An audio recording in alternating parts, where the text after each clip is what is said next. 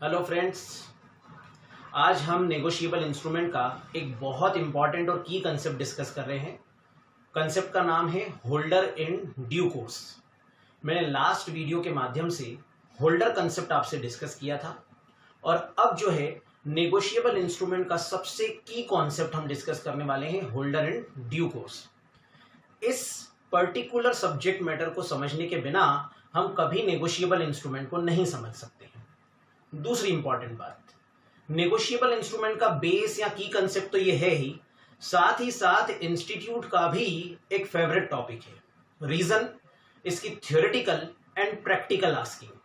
तो बहुत सारे छोटे छोटे कंसेप्ट्स को ये प्रोविजन हिट करता है और कॉन्सेप्ट का नाम होल्डर इन ड्यू कोर्स। जब मैंने मेरा फर्स्ट लेक्चर आपसे डिस्कस किया था नेगोशिएबल इंस्ट्रूमेंट का, तो हमने बेसिक्स में ही पढ़ा था कि नेगोशिएबल इंस्ट्रूमेंट एक्सेप्शन होता है, no one can transfer better title than he himself है इसका। और उसमें हमने देखा था कि एक फॉर्ज्ड इंस्ट्रूमेंट में भी या फिर जिस ट्रांसफरर का टाइटल डिफेक्टिव है फिर भी ट्रांसफरी के पास बेटर टाइटल आता है, यद्यपि ट्रांसफरी जो है वो होल्डर इन ड्यू कोर्स है। तो होल्डर इन ड्यू कोर्स, उसके प्रिविलेजेस, इसकी आस्किंग काफी ज्यादा रही है। थ्योरेटिकल क्वेश्चंस भी आए हैं, प्रैक्टिकल क्वेश्चंस भी आए हैं। आस्किंग देखते हैं एक बार। नवंबर 2005, 6, 8, 12, 14, 15, 16, 18, ये तो सारे नवंबर वाले अटेम्प्ट है। उसके बाद मई 2010, 18 और 7, इतनी ज्यादा आस्किंग नेगोशिएबल इंस्ट्रूमेंट की किसी भी एक पर्टिकुलर टॉपिक में से नहीं रही है जितनी asking holder in due course में से रही है। तो कंसेप्ट में सबसे पहले concept of holder in due course, section 9। Section 9 में यह बताया कि होल्डर इन ड्यू कोर्स कैसे बनेंगे। हमने सेक्शन 8 में लास्ट लेक्चर में यह डिस्कस किया था कि होल्डर कैसे बनते हैं। तो हमने ये देखा था कि person must be entitled to hold और possess instrument in his own name and he must be entitled to receive और रिकवर द पेमेंट। जब ये दो क्यूमुलेटिव कंडीशन सेटिस्फाई होती हैं तो एक पर्सन होल्डर बनता है अंडर सेक्शन 8। लेकिन होल्डर के बाद होल्डर इन ड्यू कोर्स कब कहलाएंगे या कैसे बनेंगे? 4 conditions. Condition number 1, person must B ए होल्डर। तो पहले तो सेक्शन 8 की कंडीशन सेटिस्फाई करो, person must B holder.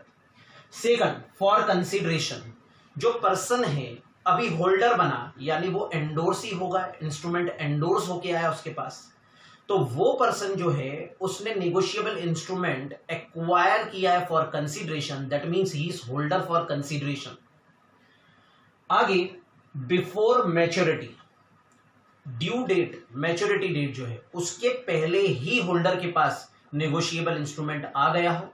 And bonafide, बोनाफाइडली या फिर इन गुड फेथ। और यहां पे इन गुड फेथ का मतलब मैंने आपको बेसिक क्लास में भी बताया था कि जिस व्यक्ति के पास नेगोशिएबल इंस्ट्रूमेंट आया है, जो अब होल्डर बना है, ही is not aware of the fact that title of prior party is defective. वो इस बात से अवगत नहीं है, अवेयरनेस नहीं है उसमें कि जो प्रायर पार्टी है उसका टाइटल डिफेक्टिव है। तो जब ये सेक्शन 9 की 4 क्यूमुलेटिव कंडीशन सेटिस्फाई होंगी तो एक पर्सन कहलाएगा होल्डर इन ड्यू कोर्स। पहली condition, he must B holder, he must be holder for consideration, that holder is acquiring the possession before maturity date, and the last one is bona fide acquisition, that without knowledge of the fact that title of prior party is defective। जैसे ही 4 cumulative condition satisfy हुई, holder in due course बन गया। और basic की class में देखा था कि भले प्रायर पार्टीज के टाइटल डिफेक्टिव हो तो भी होल्डर इन ड्यू कोर्स का टाइटल वैलिड होता है। तो अब इस कॉन्सेप्ट के बाद important discussion, holder in due course के privileges, privileges of holder in due course. Dear students, इस प्रिविलेजेस के ऊपर न सिर्फ थ्योरेटिकल आस्किंग है बल्कि प्रैक्टिकल आस्किंग भी है। दूसरी इंपॉर्टेंट बात, जब भी थ्योरेटिकल क्वेश्चन आए कि प्रिविलेजेस लिखो, तो you are not going to write directly the privileges of holder in due course. What you have to do is to पहले होल्डर, फिर then holder in due course, and then उसके बाद उसके privileges लिखिए आप। Your answer must justify the marks. आप क्या length और क्या कंटेंट या क्वालिटी वाला आंसर लिखते हैं, ये डिपेंडेंट है कि ये क्वेश्चन कितने मार्क्स का है। अगर 2 या 3 मार्क्स का क्वेश्चन हो आप डायरेक्ट भी लिख सकते हैं, लेकिन 4 नंबर का 6 नंबर का क्वेश्चन है तो ऐसे केस में आपको जस्टिफाई करना पड़ेगा उन मार्क्स को। आपको प्रिविलेजेस डायरेक्ट नहीं लिखने हैं, होल्डर इन ड्यू कोर्स की डेफिनेशन भी लिखनी है। तो होल्डर इन ड्यू कोर्स के लिए मैंने आपको बताया कंसेप्ट क्या कहता है, सेक्शन 9 क्या कहता है, 4 क्यूमुलेटिव कंडीशन, पर्सन होल्डर हो, होल्डर फॉर कंसीडरेशन हो। जो मेरा लास्ट लेक्चर होल्डर था उसमें जब एक पर्सन के पास गिफ्ट से चेक आ रहा था, that person was holder because he was satisfying 2 condition, he was entitled to possess that cheque in his own name and he was entitled to recover that amount. तो ऐसे case में जब दोनों cumulative condition satisfy हुई, section 8 ने gift के case में उस मिस्टर ए को क्या बनाया था, होल्डर, लेकिन वो होल्डर इन ड्यू कोर्स नहीं कहलाएगा।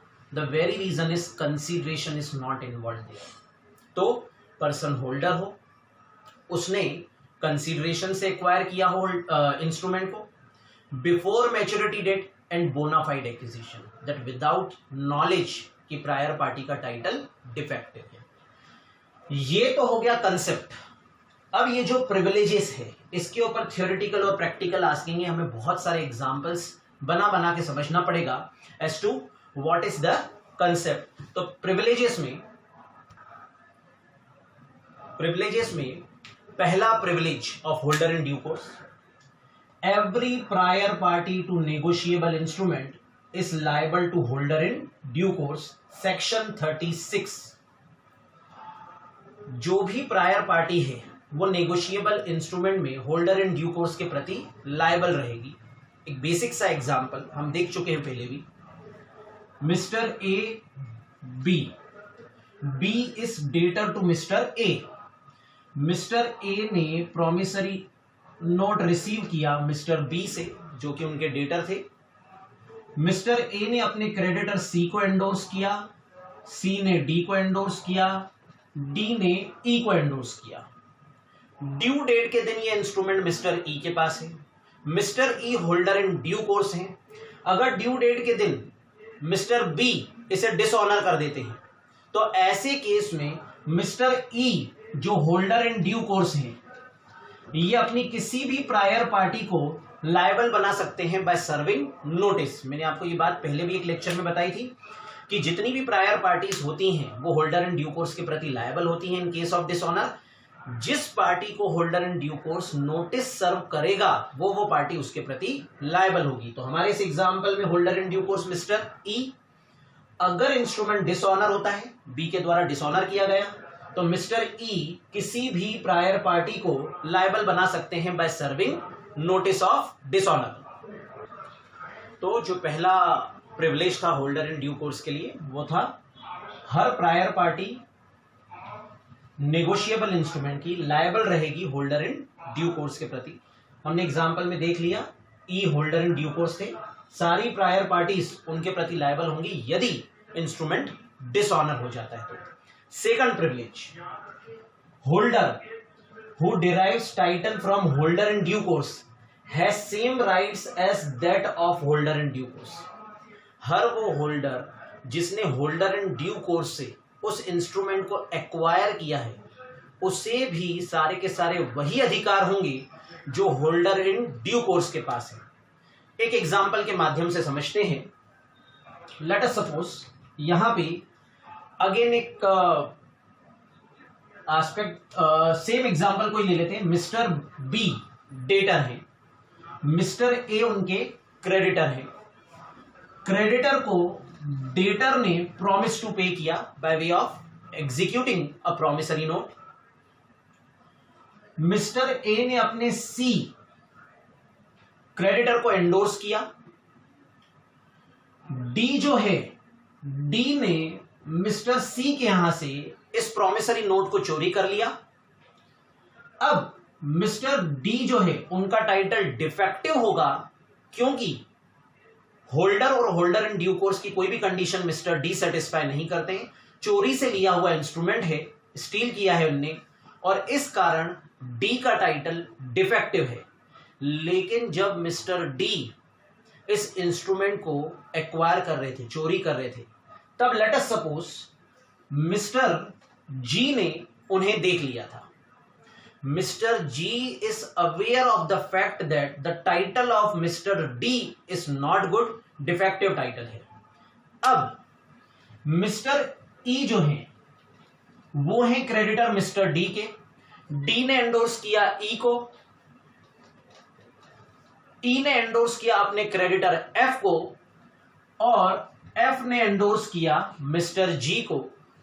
मिस्टर एफ जो है वो होल्डर इन ड्यू कोर्स है. Mister F holder in due course क्यों है? होल्डर है, फॉर कंसीडरेशन है, बिफोर मैच्योरिटी और बोनाफाइड एक्विजिशन. ऐसे केस में मिस्टर एफ तो होल्ड गए होल्डर इन ड्यू कोर्स, और मिस्टर एफ से ये इंस्ट्रूमेंट गया मिस्टर जी को. G is already knowing the fact that title of mister D is defective. क्या ड्यू डेट के दिन मिस्टर जी पैसा रिकवर कर पाएंगे? The very answer is yes. इस बार बोनाफाइड वाला एस्पेक्ट या पॉइंट या कॉन्सेप्ट मिस्टर जी पे एप्लीकेबल नहीं होगा, क्योंकि मिस्टर जी के पास जो इंस्ट्रूमेंट आ रहा है वो एक होल्डर इन ड्यू कोर्स से आ रहा है. सेकंड प्रिविलेज जो कवर्ड है सेक्शन 53 में, उसमें यह कहा गया है कि जो भी व्यक्ति होल्डर इन ड्यू कोर्स से इंस्ट्रूमेंट को एक्वायर करेगा उसे भी होल्डर इन ड्यू कोर्स के राइट्स मिलेंगे. यहां पे भले मिस्टर जी इस बात से अवगत थे कि मिस्टर डी का टाइटल डिफेक्टिव है, फिर भी उनका टाइटल वैलिड रहेगा और वो भी होल्डर इन ड्यू कोर्स की तरह इस इंस्ट्रूमेंट को एनफोर्स करवा सकते हैं और ड्यू डेट के दिन मिस्टर बी से पेमेंट ले सकते हैं. लेकिन इसी एग्जाम्पल में एक और चेंज लेते हैं और कंसेप्ट को अब और समझते हैं, शायद ये कंसेप्ट एग्जाम में आ जाए. सेक्शन 53 है, सेकंड प्रिविलेज हम पढ़ रहे थे. इस कॉन्सेप्ट के अंदर एक और थोड़ा सा वेरिएशन ऐड करते हैं और एग्जाम्पल देखते हैं. ए क्रेडिटर है, बी डेटर है. बी ने मिस्टर ए को प्रॉमिसरी नोट दिया, ए ने एंडोर्स किया अपने क्रेडिटर सी को, सी ने एंडोर्स किया डी को, नहीं सी के यहां से चुराया था मिस्टर डी ने, और मिस्टर डी जो है उनका टाइटल जो है वो डिफेक्टिव है, राइट. अब क्रेडिटर ई को मिस्टर डी ने एंडोर्स किया, ई ने एफ को एंडोर्स किया, F holder in due course हो गए. होल्डर इन ड्यू कोर्स से जिस व्यक्ति के पास आया वो ऑलरेडी इस बात को जानता था कि मिस्टर डी का टाइटल डिफेक्टिव है. Now let us suppose negotiation back में ये इंस्ट्रूमेंट वापस मिस्टर डी के पास आ गया. क्या जी होल्डर इन ड्यू कोर्स थे? Yes, he was holder in due course. लेकिन इस मिस्टर जी के बाद वापस डी के पास आ जाए तो होल्डर इन ड्यू कोर्स से वापस होल्डर इन ड्यू कोर्स के पास आ रहा है, तो क्या इस बार mister D holder in due course कहलाएंगे क्योंकि उसकी prior party holder in due course है? The very answer is no. Simple reason is mister D खुद पार्टी टू फ्रॉड हैं, उन्होंने ये इंस्ट्रूमेंट चोरी किया था मिस्टर सी के यहां से. तो जो व्यक्ति पार्टी टू फ्रॉड है, जो फ्रॉड कर रहा है, ऐसे केस में उसके पास सेम राइट्स नहीं आएंगे जैसे कि प्रायर पार्टी के पास थे.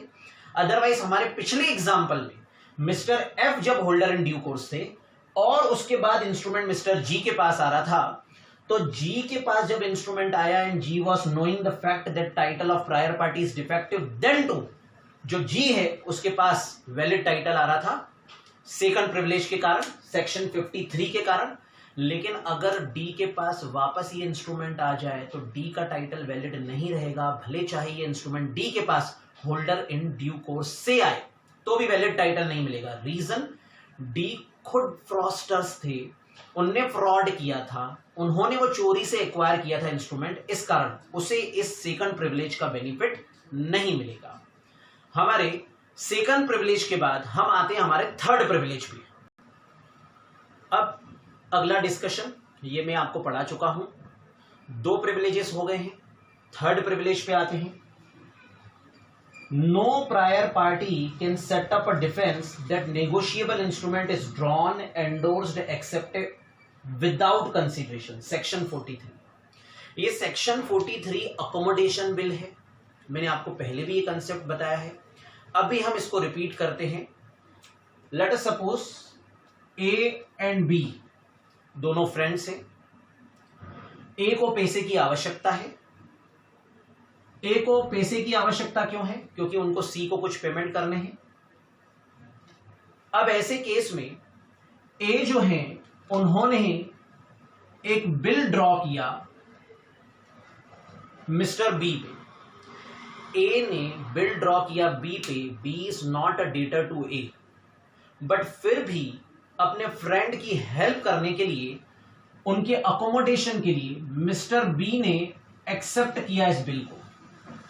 अब ये बिल्स पेएबल है मिस्टर बी के लिए और बिल्स रिसीवेबल है मिस्टर ए के लिए। ए ने अपने क्रेडिटर सी को इस इंस्ट्रूमेंट को एंडोर्स कर दिया, सी ने डी को, डी ने ई को।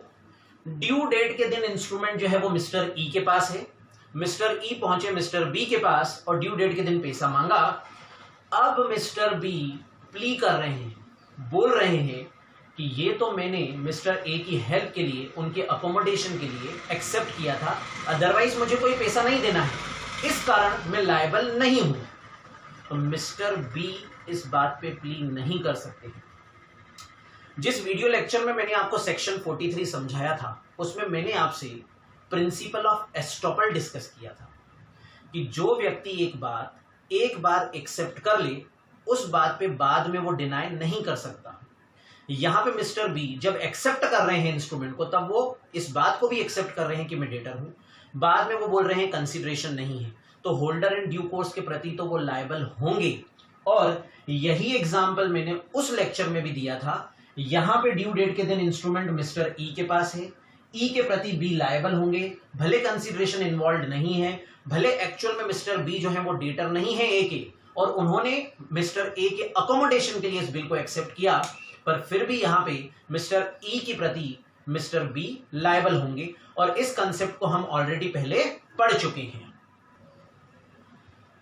3 प्रिविलेजेस के बाद हम अगले प्रिविलेज, 4th प्रिविलेज पे आते हैं। 4th प्रिविलेज सेक्शन 58 है, इंपॉर्टेंट कंसेप्ट है।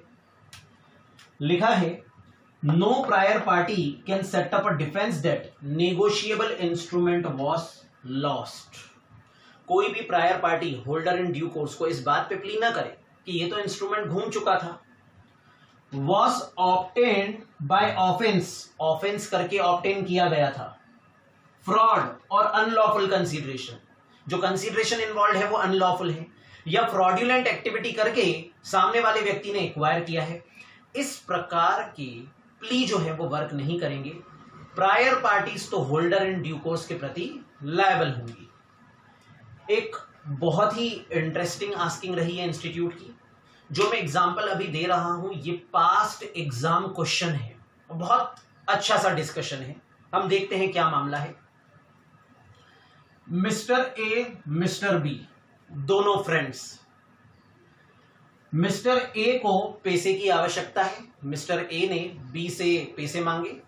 बी ने बोला अपने भी हाल सेम है, पैसे नहीं है, लेकिन मैं तुम्हारे लिए काम कर सकता हूं बीइंग फ्रेंड।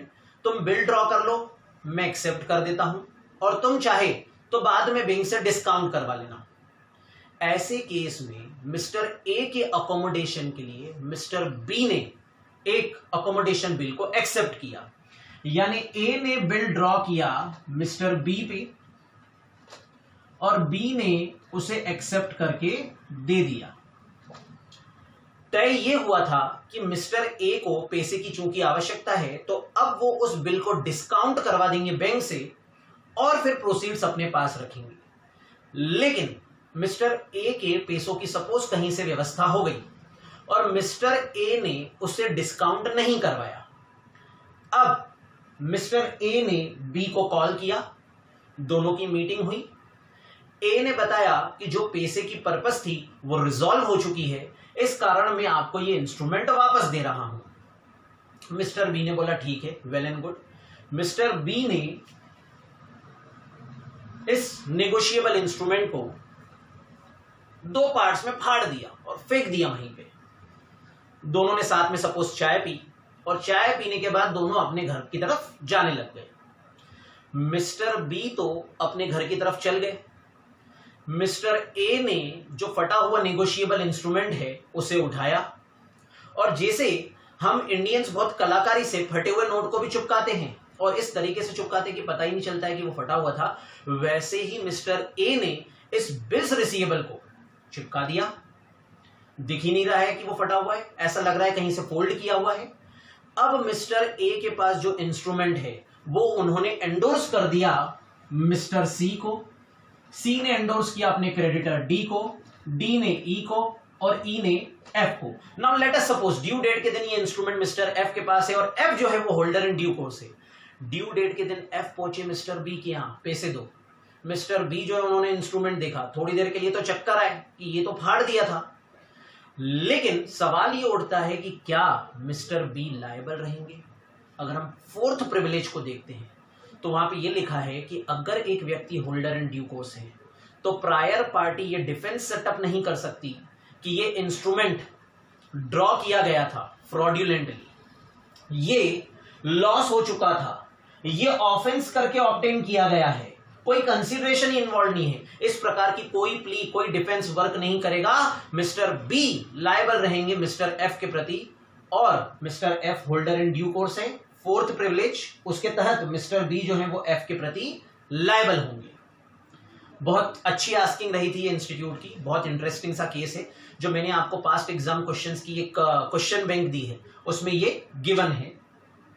आगे इसी फोर्थ प्रिविलेज के अंदर holder in due course gets valid title even though the title of prior party is defective. भले चाहे प्रायर पार्टी का टाइटल डिफेक्टिव हो, फिर भी होल्डर इन ड्यू कोर्स को वैलिड टाइटल मिलता है, राइट। तो क्या यहां पे मिस्टर ए ने फटे हुए इंस्ट्रूमेंट को मर्ज करके चिपका के आगे ट्रांसफर किया था? यस। क्या ए का टाइटल वैलिड था? नहीं था। लेकिन ए ने जैसे ही इसे एंडोर्स किया था अपने क्रेडिटर सी को, सी होल्डर इन ड्यू कोर्स था, क्या उनका वैलिड टाइटल होगा? The answer is yes. भले चाहे प्रायर पार्टी का टाइटल डिफेक्टिव हो, होल्डर इन ड्यू कोर्स का टाइटल वैलिड होता है। बेसिक लेक्चर से इस बात को समझते आ रहे हैं। लेकिन इस सेक्शन 58 में ज्यादा इंटरेस्टिंग है आगे का पार्ट, कि भले चाहे ये इंस्ट्रूमेंट फ्रॉड्यूलेंटली एक्वायर किया गया, ऑफेंस से एक्वायर किया, ये प्ली ये डिफेंस वर्क नहीं करेगा, होल्डर इन ड्यू कोर्स को वैलिड टाइटल आएगा और ये उसका प्रिविलेज है। बहुत इंटरेस्टिंग सी आस्किंग हमने देखी, और ये था चौथा प्रिविलेज। अब आते हैं हम पांचवें प्रिविलेज पे। 4 प्रिविलेजेस के बाद आते हैं पांचवें प्रिविलेज पे। देखते हैं fifth privilege, no prior party can allege that negotiable instrument was delivered conditionally. कोई भी प्रायर पार्टी इस बात का डिफेंस सेटअप नहीं कर सकती, इस बात पे प्ली नहीं कर सकती कि हमने तो ये इंस्ट्रूमेंट कंडीशनली दिया था। एक एग्जांपल से समझते हैं। मिस्टर ए, इन्होंने कुछ गुड्स सप्लाई किए मिस्टर बी को।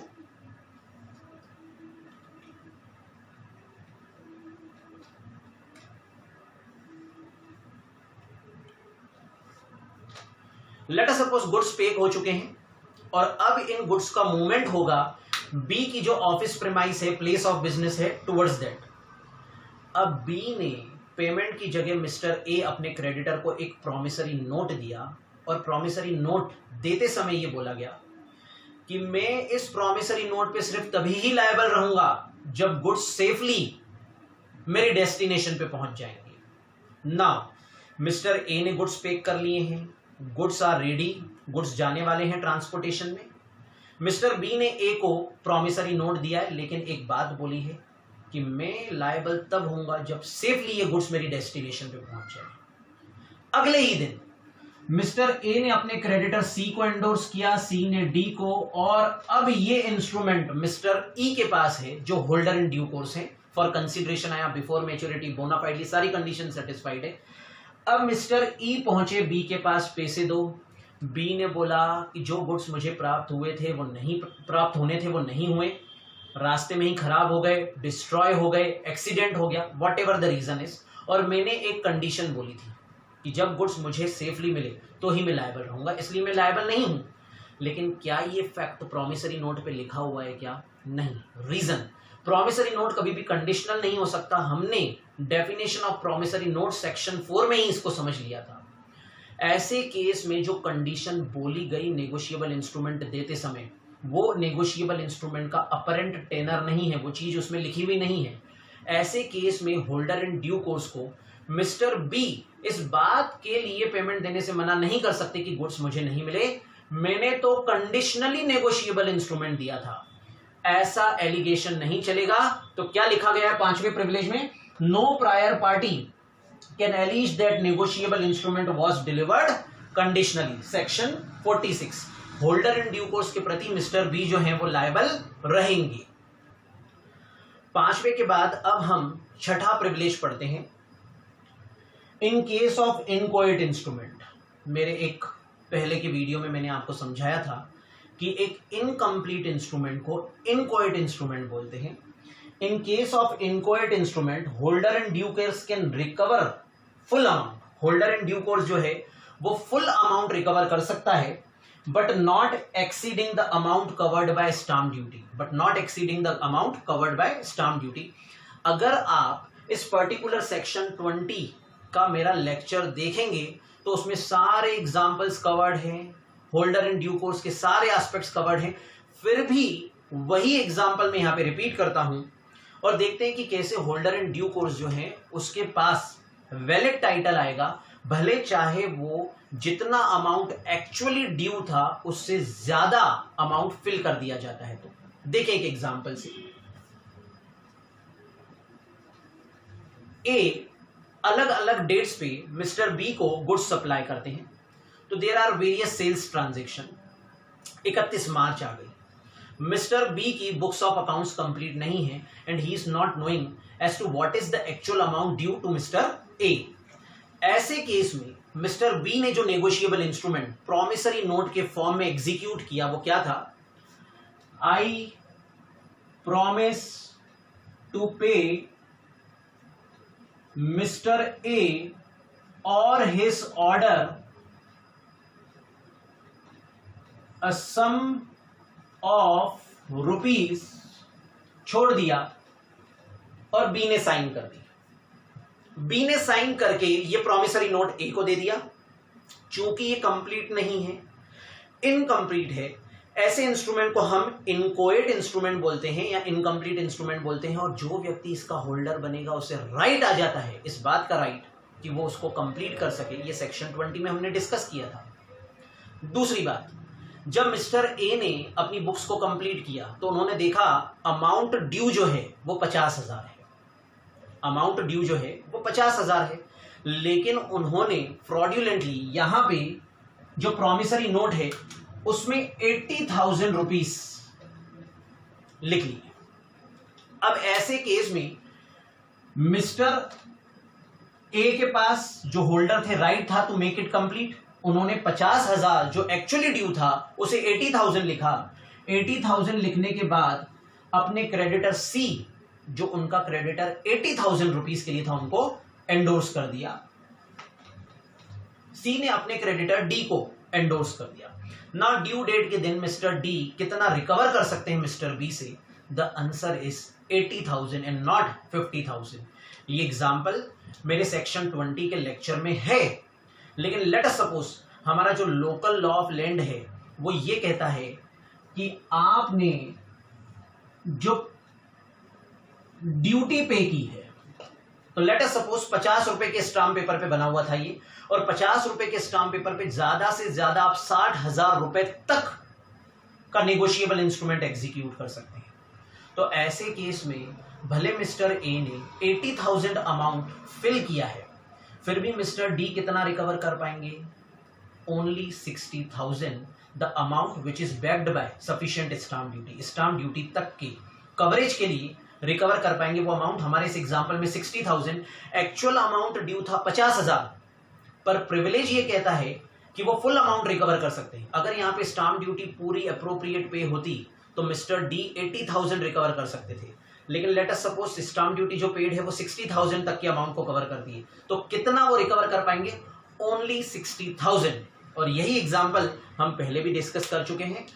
तो डियर स्टूडेंट्स, बहुत इंपॉर्टेंट डिस्कशन था होल्डर इन ड्यू कोर्स, उसके प्रिविलेजेस, आप इसकी स्टडी कीजिए, पास्ट एग्जामिनेशन क्वेश्चन सॉल्व कीजिए। लेकिन अगर आप पास्ट एग्जाम क्वेश्चंस का बंच लेंगे तो यू वुड फाइंड कि मेरे इस लेक्चर में बहुत सारे पास्ट एग्जाम क्वेश्चंस आ चुके हैं। इससे पहले भी जितने लेक्चर्स हमने देखे, मैंने डिलीवर किए या वीडियो बना के अपलोड किया यूट्यूब पे, उन सब में जितने एग्जाम्पल्स ये आ रहे हैं ना, ऑलमोस्ट सारे पास्ट एग्जाम क्वेश्चंस की आस्किंग है। तो आप अच्छे से पढ़ें, बहुत इंपॉर्टेंट क्वेश्चन था ये। Thank you.